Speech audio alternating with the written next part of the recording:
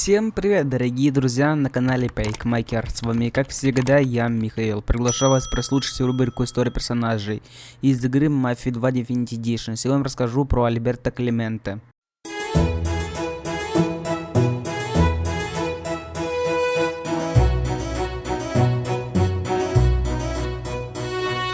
Альберто Клементе — втроичный антагонист и персонаж компьютерной игры Mafia 2 Definitive Edition, ее DLC «Приключения Джо» и онлайн-игры «История Франка Потца».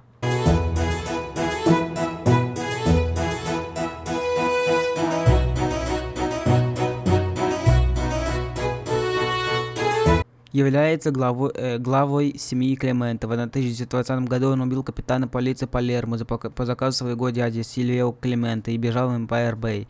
В 1926 году здесь, воспользовавшись дядями связями в преступном мире, он сделал большие деньги на бутлегерстве. В 1929 году комиссия разрешила Клементе создать собственную семью. Несмотря на свое влияние, семья Клементе до сих пор носит у гангстеров репутацию семьи второго сорта. В основном виной тому стали методы Клементе, не чистоплотные даже по меркам мафии. Также его арестовали за вымогательство в 1935-1937 годах.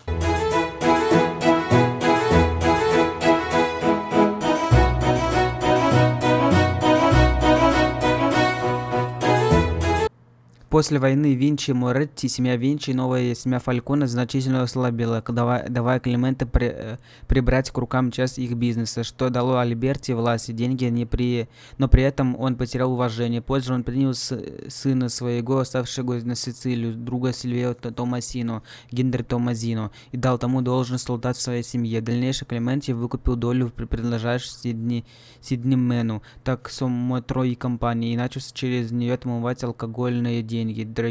Дороги Клементе и Пена разошлись, когда Пен в 1939 году открыл спиртовой завод на Сет-Айленде и отказался предоставить Клементе долю, решив, что набрав достаточно компромата, чтобы обеспечить себе безопасность. После того, как люди Сиднея Пена убили двух наемных убийц, подсланных Клементе, Сидней Пен усилил свою личную охрану. Клементе, не желая сдавать, в 1945 году Клементе снова напал на Сиднея Пена, теперь уже удачно. По указу Дона Капу семьи Лука Гурино дал задание Генри Томазину убрать толстяка Сиднея Пена, и для этого Генри заказал у Гарри пулемет МГ-42 и взял себе в помощь соучастников семьи Вито Скалетту и Джо Барбаро.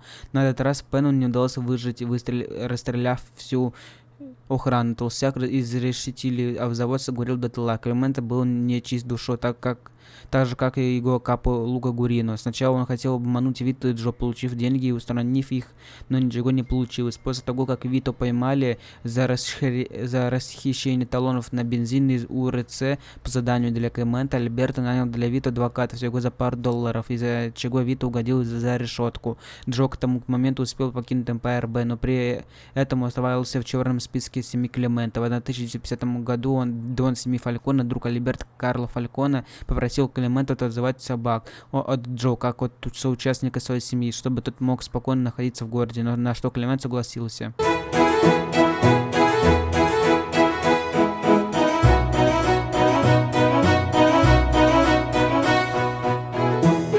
Клементе активно занимался наркобизнесом, но амбиции и жадность к семье Клементе и Фальконе поставили их перед выбором, кто будет лидером на вершине. А если вы хотите узнать о разных раздачах на разных площадках, или вот на приложении iOS и других разные промокоды, разные игры, разные площадки, разные халява, то присоединяйтесь к моей группе «Ну просто халявы». Ссылочка находится в описании данного видеоролика. Тут каждый день модерация данной группы, в том числе я лично, вас радует разными халявами.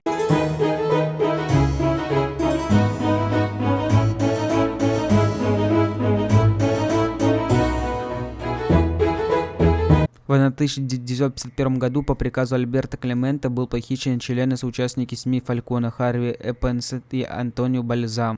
В 1951 году по приказу Альберто Клименте был похищен член соучастники семьи Фальконе Харви Эпстайн, Антонио Балезамо и Фрэнки Мик. Для дачи показаний об участнике Карл Фальконе в наркобизнесе по городу стали ходить слухи, что в исчезновении людей Фальконе замешан Клименте. 6 мая Карл Фальконе посылает Виту Скалетто, уже вышедшего из тюрьмы, на разведку. В ходе разведки Вит находит пленников на скотобойне Клименте и спасает их вместе с Тони Балезамо, отправив на тот свет пару десятков гангстеров Клименте, включая Луку Гурино.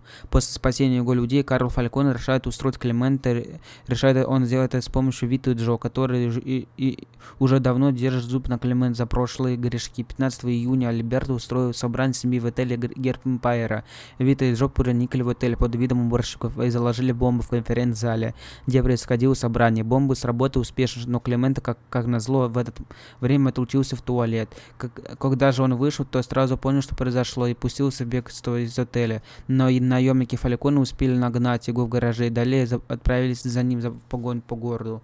После изрядного тарана его машины и убийства сопровождающих его охранников из преследовательской машины выходит Джо Барбара, подходит к полуживому Альберту, лежавшему на задних сиденьях, и выпускает в него обойму Томпсона 1928.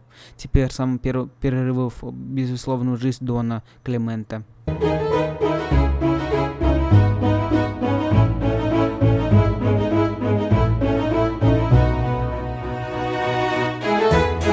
Не женат, у него есть сын, скорее всего внебрачный, Фабиана, который проживает на Сицилии. Есть племянница Кристина Клименте, ее можно увидеть в миссии обслуживания в номерах. Она будет говорить с одним из людей Клименте и назовет свое имя. Она также может поговорить с Вито по желанию игрока. Известно также, что у Клименте есть брат, кузен Фредо Клименте, проживающий в Гаване.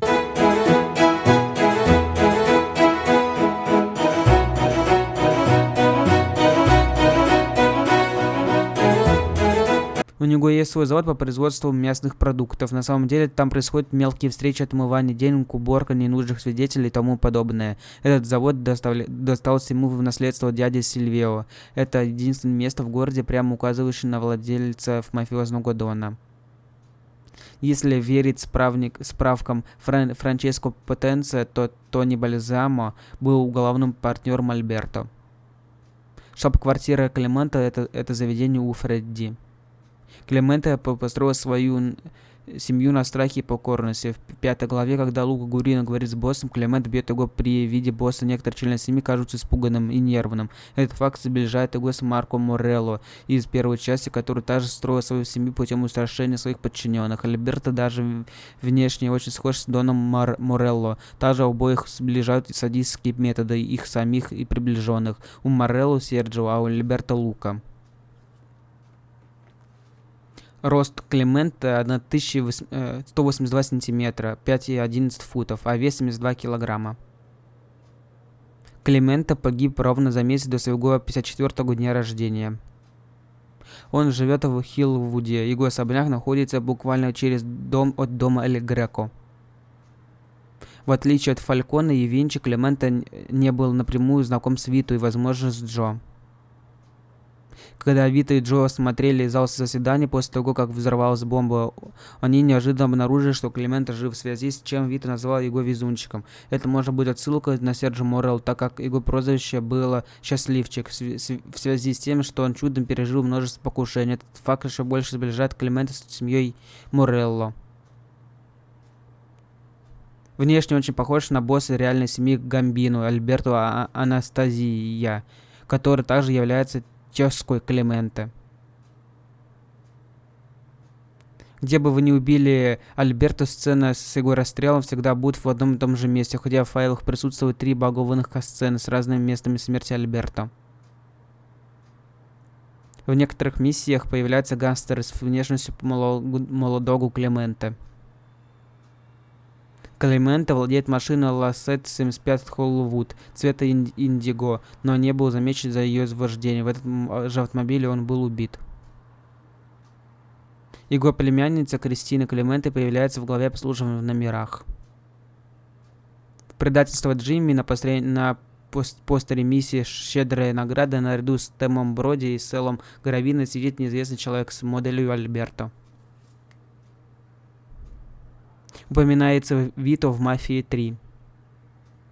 Молодого Климента можно увидеть в вступительном ролике игры, когда Вито Скалетто маленьким мальчиком приехал в Америку со своей семьей. Желаете меня поддержать? Не забывайте подписываться на мой буст. Вы увидите мои слезы, мои огорчения, просто веселый, прекрасный контент неудачных фейлов моментов.